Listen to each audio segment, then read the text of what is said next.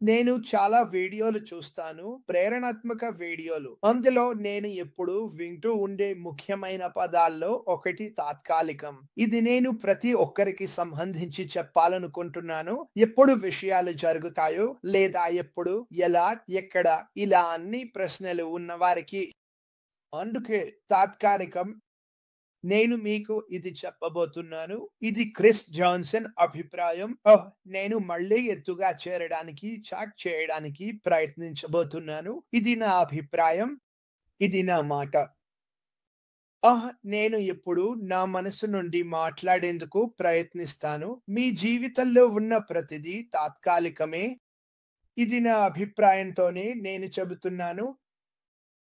మీరు ప్రస్తుతం చేస్తున్న ఉద్యోగాలు తాత్కాలికమే. మీరు ఇప్పుడు తెలుసుకున్న జీవితం కూడా తాత్కాలికమే.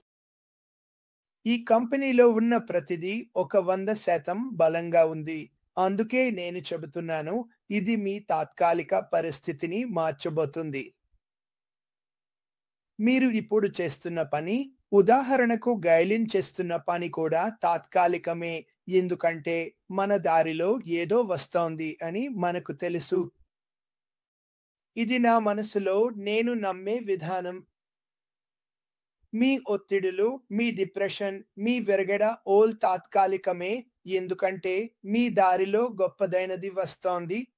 నిన్న నేను ప్రపంచం గురించి నాకు ఇష్టం లేని పని అయినా అన్ని గణాంకాలను చూశాను. నేను పెట్టాను అనుకుంటున్నాను. ప్రపంచంలో ప్రస్తుతం ఇబ్బంది పడుతున్న శాతం ఎంత? నిజంగా నేను షాక్ అయ్యాను. నిజంగా నేను ఇక చూడాలనుకోలేదు కూడా. ఎందుకంటే అది నన్ను చాలా భయపెట్టింది. చూడడమే నాకిష్టం లేకపోయింది. ఎందుకంటే అది అంత భయంకరంగా ఉంది. కానీ నేను మీకు కొన్ని నిజాలు చెబుతాను. సరేనా? ప్రపంచ జనాభాలో 60% మంది అంటే నిజంగా బాగా లేని వారు ఆఫ్రికాలో ఉన్నారు. అప్పుడు నేను ఆలోచిస్తున్నాను, నాకు ఆఫ్రికాలో ఎంతమంది తెలుసు? నాకు చాలా మంది తెలుసు. వాళ్ళు నా కుటుంబ సభ్యులు. వాళ్ళు కూడా దీనిలో భాగమే. నాకు వాళ్ళందరినీ చాలా ఇష్టం. 3 సంవత్సరాల క్రితం నేను బోస్టన్‌లో ఉన్నప్పుడు గఫార్ నన్ను చూసి, "అన్నా, మనం ఇంకా చాలా పని చేయాలి" అన్నాడు. ఆ విషయాన్ని గుర్తు చేసుకుంటున్నాను. ఇవి అన్నింటినీ నేను చూస్తున్నాను. ఇప్పుడు జనాభా పరిస్థితి చాలా దారుణంగా ఉంది. ఎందుకంటే చాలా మందికి సరిపడా సంపాదన లేదు. కొన్ని దేశాల్లో వారు రోజుకు కేవలం $2.63 సంపాదిస్తారు. మీరు మాతి అన్ని దేశాల గురించి చెప్పిన దాన్ని విన్నారు. నేను ఇవన్నీ చదువుతున్నప్పుడు నాకు ఇంకా ఎక్కువ నిరాశ కలుగుతోంది. అప్పుడు నేను ఆలోచించాను. ఇదే నేను ఇక్కడ ఉండటానికి కారణం. ఇదే మీరు ఇక్కడ ఉండటానికి కారణం. ఈ శాతాలు చూడండి. సుమారు 3.4 బిలియన్ మంది రోజుకు $6.85 కన్నా తక్కువగా జీవించాల్సి వస్తుంది. ఇదే నా కారణం. ఇదే నా అవసరం. ఇదే నా అభిరుచి ఆ శాతాలను మార్చడం కోసం. అప్పుడు వారు దానిని 2030 నాటికి విచ్ఛిన్నం చేస్తారు. అది మరింత దిగజారిపోతుంది. ఇది ఇంకా దారుణంగా మారబోతోంది. ఈ ప్రపంచంలో అంతా డబ్బు తిరుగుతున్నా కొంతమంది రోజుకు $5 జీవించాల్సి వస్తోంది. దేవుడా! వాళ్లకు ఈ కంపెనీ ఎంత అవసరమో! ప్రపంచానికి ఈ కంపెనీ అవసరం. కొన్ని దేశాల్లో నా సోదరులు, సోదరీమణులు తమ కుటుంబాన్ని కష్టాలు, పరీక్షలు, ఇబ్బందులు ఎదుర్కొంటూ చూస్తున్నారని, వారు 2, 3 ఉద్యోగాలు చేస్తూ ఉన్నారని తెలుసుకోవడం. ఉదాహరణకి మమడు తన కుటుంబానికి సహాయం చేయడానికి డబ్బు పంపించేందుకు ఎంత కష్టపడుతున్నాడో చూడండి. ప్రపంచానికి ఇది అవసరం. ప్రపంచానికి నువ్వు అవసరం. గఫార్. మనందరం అవసరం. ఇదే నా కారణం. మనం శాతం మారుద్దాం. దురదృష్టకరంగా వారు 5 ఏళ్లలో పరిస్థితి ఇంకా దారుణంగా మారుతుందని అంచనా వేస్తున్నారు. ఇంకా దారుణంగా. బాగుంది. నా అంచనా తెలుసా? నేను వాళ్ళ అంచనాలు తప్పని నిరూపిస్తాను. ఈ కంపెనీలో నన్ను ఉంచినందుకు, ఈ వేదికపై నన్ను ఉంచినందుకు, నేను కూడా నువ్వులాగే ప్రజల జీవితాలను రక్షించడానికి, మార్చడానికి సహాయపడాలని నమ్ముతున్నాను. నా జీవితంలో నేను ఇతరులకు మేలు చేయడానికి చేయగలిగినదేమీ లేదు. నేను నా వంతుగా చేయగలిగిన ప్రతిదీ చేయాలనుకుంటున్నాను. ఆర్థికంగా ఇప్పుడే నేను ప్రపంచానికి సహాయం చేయలేను. కానీ మనం కలిసికట్టుగా ఇది విజయవంతమైతే ఆ చెత్త శాతాలను మనం మార్చగలుగుతాం. ప్రభుత్వాలు యుద్ధానికి, బుల్లెట్లకు, విమానాలకు ఎక్కువ డబ్బు ఖర్చు చేస్తుంటే, అదే దేశంలో ఉన్న ప్రజలు ఆకలితో అలమటిస్తుంటే, ఆ విషయాన్ని నేను ఆలోచించడమే కష్టం. వాళ్ళు ఆకలితో బాధపడుతున్నారు. దీనిలో ఏదో తప్పు ఉంది. మనకు తెలుసు కొన్ని క్రీడా నక్షత్రాలు సంవత్సరానికి కోట్లాది డాలర్లు సంపాదిస్తారు. ఒక్క వ్యక్తికే వందల కోట్ల డాలర్లు వస్తాయి. అలాగే ఆ క్రీడాకారుల్లో చాలా మంది వాస్తవంగా ఎన్నో సమాజాలకు విరాళాలు ఇస్తారు. అనాథాశ్రమాలు నన్ను రోజు ఫోన్ చేసి క్రిస్ సహాయం చేయగలరా, సహాయం కావాలి అంటారు. ఇలాంటి విషయాలు వినడం కొన్నిసార్లు చాలా కష్టం. వాళ్ళ దగ్గర 20 మంది పిల్లల నుంచి ఒక 100 మంది పిల్లలు వరకు ఉంటారు. వాళ్లకు సహాయం అవసరం. కానీ ఈ శాతాలను చూస్తే నాకు ఇది పూర్తిగా అసహ్యంగా అనిపిస్తుంది. నిజంగా నేను ఆలోచిస్తున్నాను, నేను దీని గురించి ఏమి చేయగలను? ఈ వ్యక్తులకు, ఈ దేశాలకు, ప్రపంచానికి సహాయం చేయడానికి నేను ఏమి చేయగలను? మళ్ళీ నేను వచ్చేది ఇదే నేను చేయాల్సిన దాన్ని ఓర్పుగా చేస్తూ, ముఫారహ్ తన పని చేయడానికి ఓర్పుగా ఎదురుచూస్తూ, అంతా పూర్తయ్యాక మనం ప్రజలకు సహాయం చేయడం మొదలుపెడతాం.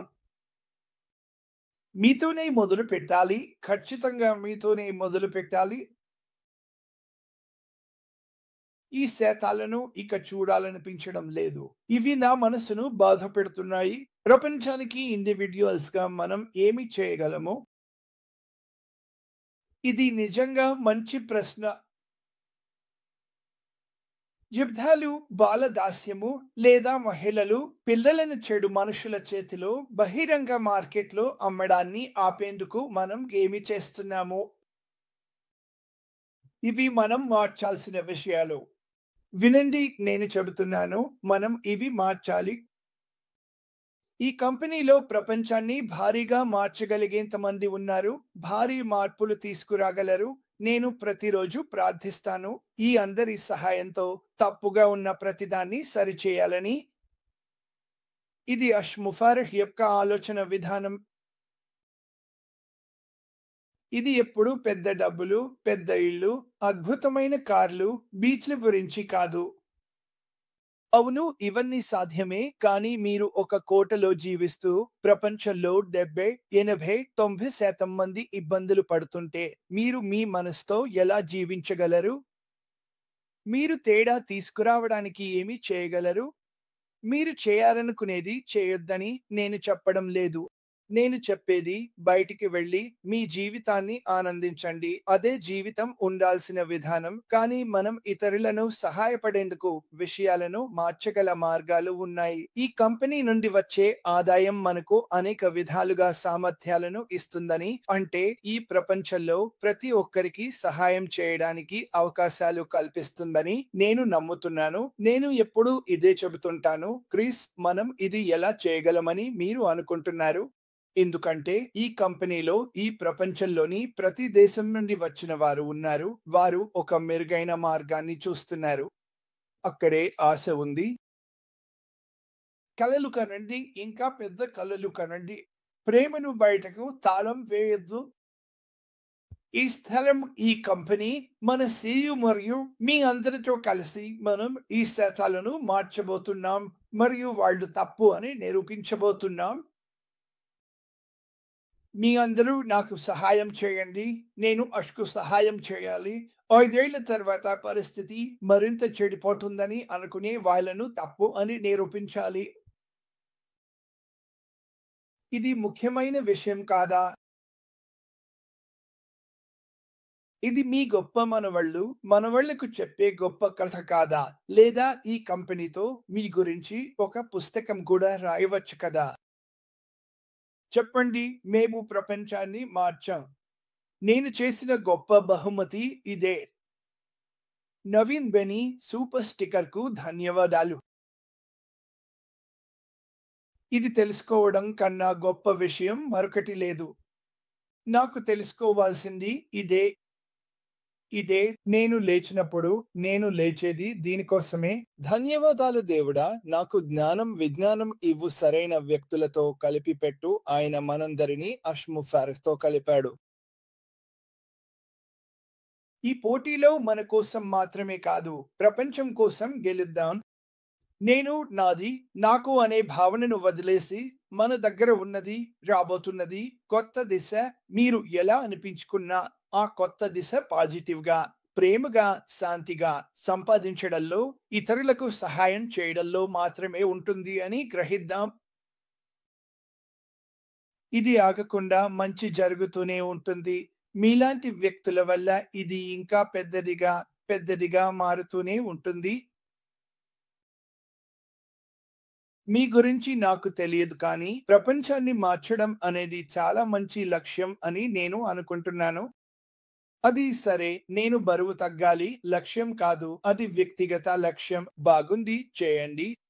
కానీ మీరు బయటికి వెళ్లి, నేను ప్రపంచాన్ని మార్చాలనుకుంటున్నాను అని అంటే, అష్ ముఫారహ్ మాటల్లో నేను మానవత్వానికి సహాయం చేయాలనుకుంటున్నాను. దాన్ని మెరుగుపరచాలనుకుంటున్నాను. భూమికి ఉపయోగపడే విషయాలను అందించాలనుకుంటున్నాను. కొంతమంది భయంతో, అధికార భయం, రాజకీయ భయంతో సృష్టించడానికి భయపడే ఉత్పత్తులను నేను సృష్టించాలనుకుంటున్నాను. ఆ పదాన్ని నేను చెప్పను. అతనికి ఆలోచనలు ఉన్నాయి. అతను గతంలో మాట్లాడిన విషయాలు ఉన్నాయి. అవి నిన్ను ఆశ్చర్యపరిచేలా చేస్తాయి. అది నిజంగా అలా జరుగుతుంది. ప్రస్తుతం నేను చెప్పలేని విషయాలు ఉన్నాయి. కానీ భవిష్యత్తులో అతను వాటి గురించి మాట్లాడతాడు. కానీ ఇప్పుడే నీ మనసులో పెట్టుకో. నీ కాగితంపై రాయి, ఫ్రిజ్‌కి మాగ్నెట్‌తో అంటయి. నేను ప్రపంచాన్ని శాశ్వతంగా మార్చిన దాంట్లో భాగమవుతాను. ఇది ఇంకా పెరుగుతూనే ఉంటుంది. మనం ఆ శాతంలను 5 సంవత్సరాల్లో గమనించబోతున్నాం. ప్రపంచ జనాభాలో ఇప్పుడే బాధపడుతున్నవారు శూన్యం. అలా కాకపోతే పరిస్థితి మరింత చెడిపోతుంది. ఆ శాతంలను తీసుకుందాం. వాటిని తగ్గించేద్దాం. ఈ కంపెనీ మాత్రమే కాదు. ఎందుకంటే చాలా కంపెనీలు, చాలా మంది ప్రజలకు సహాయం చేయడంలో గిఫార్డ్ వేసిన గొప్ప అడుగులను అనుసరిస్తారు. కొంతమంది మాత్రమే చాలా ధనవంతులు కాలేదు. మనం టీవీ ఆన్ చేసి వాళ్ళను పెద్ద యాక్ట్స్ మీద ప్రపంచవ్యాప్తంగా 40 ఏళ్లలోనూ చూస్తూ ఉండాల్సిన అవసరం లేదు. గిఫార్డ్ దీనిపై మాట్లాడేవారు. నాకు అన్ని ఇళ్ళు అవసరం లేదు. ఒకటి చాలు అని. మీకు అది గుర్తుందా? ఒకసారి ఆయన సెల్ ఫోన్ మీద డక్ట్ టేప్ వేసి వచ్చారు. డక్ట్ టేప్ చేయబడింది. అందరికీ అది గుర్తుందా? డక్ట్ టేప్ చేయబడింది. అయితే ఆయన ఎందుకు వేలాది ఐఫోన్లు, ల్యాప్‌టాప్‌లు ఇస్తున్నారు? చూడండి, ఆయన తన అవసరాల కంటే ఎక్కువగా ఇతరులను ముందుకు పెట్టుతున్నారు. ఎందుకంటే ఆయనకు మనుషులపై మమకారం ఉంది. మీ అందరికీ ఇది అర్థం అవుతుంది. మీరు దీన్ని అర్థం చేసుకోవాలి. నేను మళ్ళీ చెబుతాను. నేను దీన్ని ప్రత్యక్షంగా చూశాను, గమనించాను. ఇది చూడటానికి గొప్ప విషయం. సరే, మనకు అతి ధనవంతుల గురించి వింటుంటాం. వాళ్ళు ఈ కారణం కోసం దానం చేశారు అంటారు. ఇదే ఒక కంపెనీలో ఇంతమంది ఉండటంలో మంచి విషయం. మనందరికీ ఒక కారణం ఉంటుంది. అది ఏదైనా కావచ్చు. మనం ప్రపంచాన్ని మార్చబోతున్నాం. మీ కారణాన్ని రాయండి. ఫ్రిడ్జ్ మీద మాగ్నెట్‌తో అతికించండి. మనమంతా కలిసి ప్రపంచాన్ని మంచి దిశగా మార్చబోతున్నాం. మన వృద్ధులను మనం చూసుకుంటాం. మన సైనికులను మనం చూసుకుంటాం. వీధుల్లో మర్చిపోయిన వారిని మనం వెతికి పట్టుకుంటాం. వైద్య సమస్యలు, మాదక ద్రవ్య సమస్యలు, మద్యం సంబంధిత సమస్యలు, మానసిక అనారోగ్యం ఈ సంస్థ ద్వారా ఇవన్నీ జరుగుతాయి. ఇది ప్రజలకు సహాయం చేయబోతుంది. ఒక రాత్రిలోనే జరుగుతుందా? కాదు. ఏది ఒక్క రాత్రిలో జరగదు. మీరు నిద్రపోతారు. కానీ ప్రతిరోజు గడిచే కొద్దీ మీలో ఎవరో ఒకరు ఇప్పుడే ఆలోచిస్తున్నారు. నేను ఉండే చోట కనీసం 300 మంది వీధుల్లో ఉంటారు. వారిలో కొందరికి వైద్య సమస్యలు, మానసిక సమస్యలు ఉన్నాయి. వాళ్ళను మర్చిపోయారు. మీరు ఆ వారిని వెతికి ఈ సంస్థ ద్వారా వాళ్లకు సహాయం చేయబోతున్నారు. మీరు మీ మనసులో పెట్టుకోవాలి, ఈ సంస్థను ప్రజలను ధనవంతులను చేయడానికి రూపొందించలేదు. ఇది వ్యక్తులకు సహాయం చేయడానికి రూపొందించబడింది. ఇది ప్రపంచాన్ని మెరుగ్గా మార్చడానికి రూపొందించబడింది.